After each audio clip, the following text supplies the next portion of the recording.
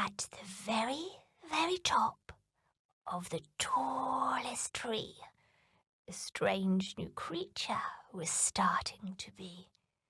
A Lairy, no less, cute, charming and sticky, made mostly of mischief and topped up with tricky. A nose for trouble, a glint in its eye, moist wings uncurled and prepared to fly. Far, far below, the earth took a breath, for it knew, without doubt, what would happen next.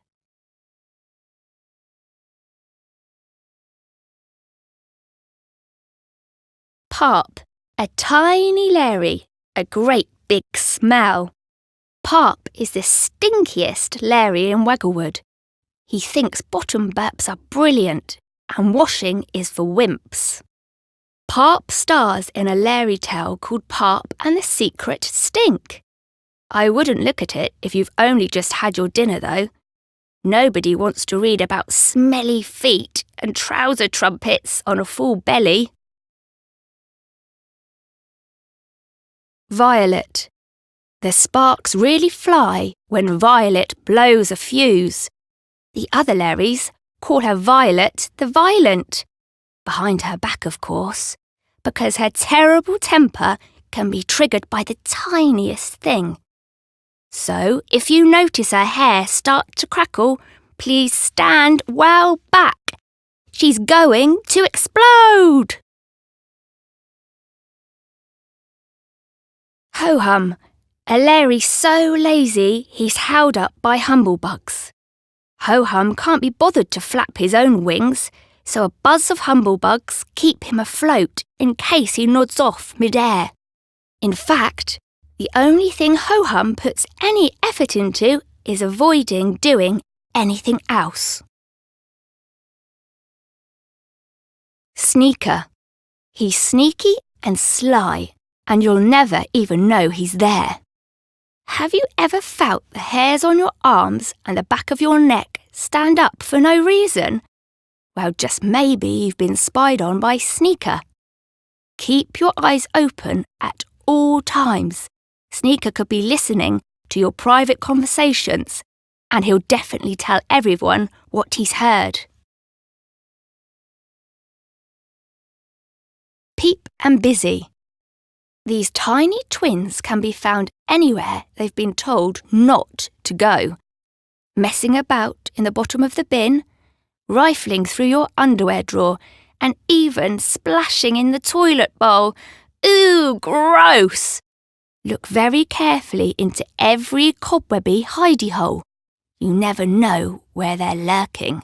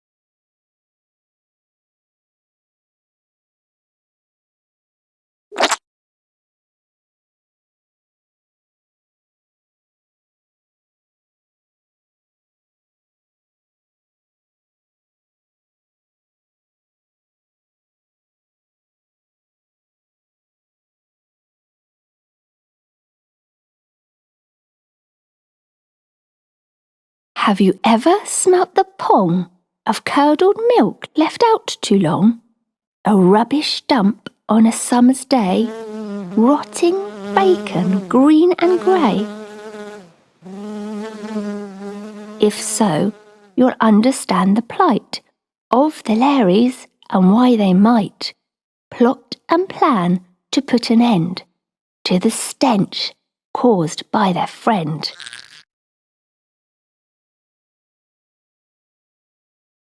A tiny Lairy, a great big smell. Who is this rotter? You may well yell. He's Pop, a pint-sized little stinker, a grotty, grimy, filthy tinker.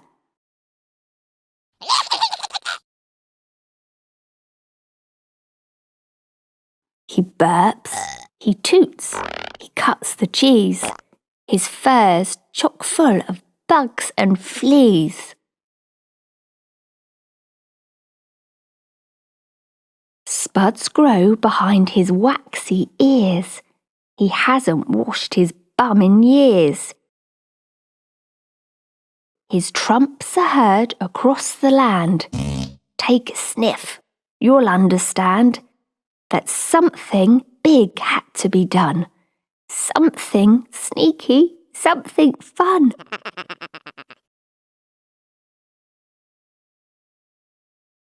Making sure to quietly hover, he'd peep and busy and with no bother, they snuck in through a broken door. Lairies care little for the law.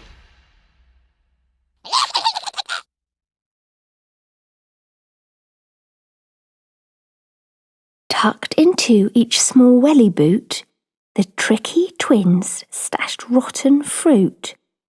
Month-old kippers, camembert, cheese ripe enough to curl your hair,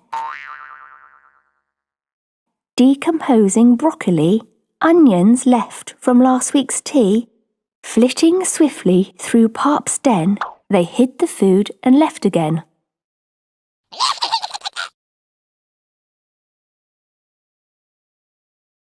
Next morning, Pop snored in his bed.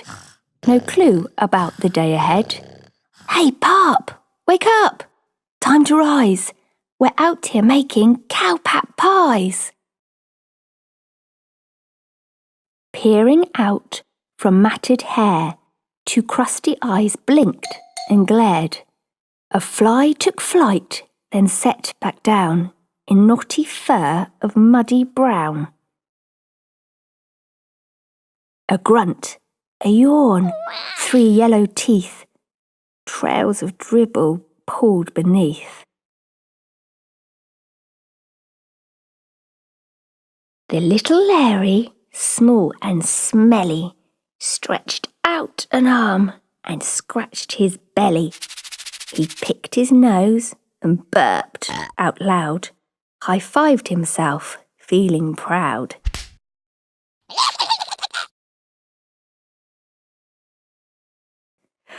Oh, cowpat pies, my favourite baking, grinned sleepy Pop, quickly waking.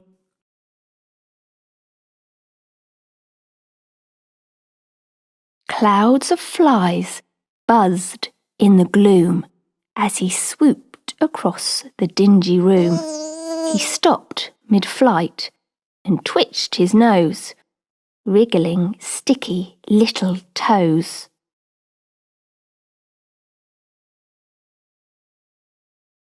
For underneath the grime and grot, below the funk and pong and rot, he caught the faintest, fetid whiff of something too gruesome to sniff.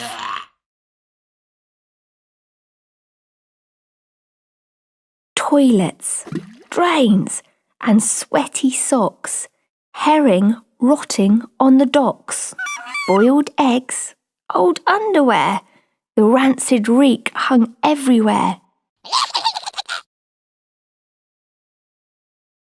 Pop couldn't bear it any longer. The sickly scent was getting stronger. His gurgling, burbling, rumbling belly churned and turned. This was too smelly. Yuck! He yelped, hiding his face, wings flapping fast as he raced. Out of the fug, towards the door, streaming eyes, bright red and raw. Into the fresh air of the garden. Crash, bang, clonk. Oh, jeepers! Pardon? What is the matter? Violet grinned, slyly fluttering her wings. Pop gasped, his head quite sore from bashing on the garden floor. The whiff! He squeaked. It's up my nose! It's in my eyes and on my clothes. The fumes are tangled in my hair. They're in the walls, the halls, the stairs. Mouldering mackerels, you poor Lairy. That yucky odour does sound scary.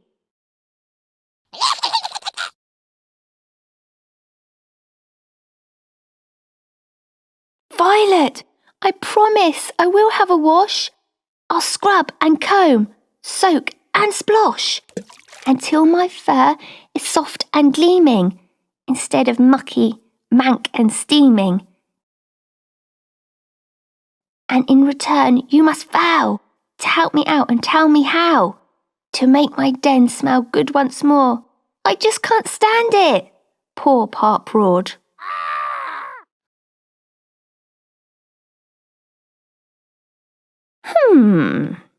Violet pretended to think. You've got a deal. She gave a wink to Peep and Busy, who sped off, vroom, to rid the nasties from Pop's rooms. Now Pop makes sure to take long showers. He smells as fragrant as fresh flowers. And if he forgets to wash and scrub, to brush and wipe and groom and rub, he fears those pongs may rise again. Perhaps this time they will remain.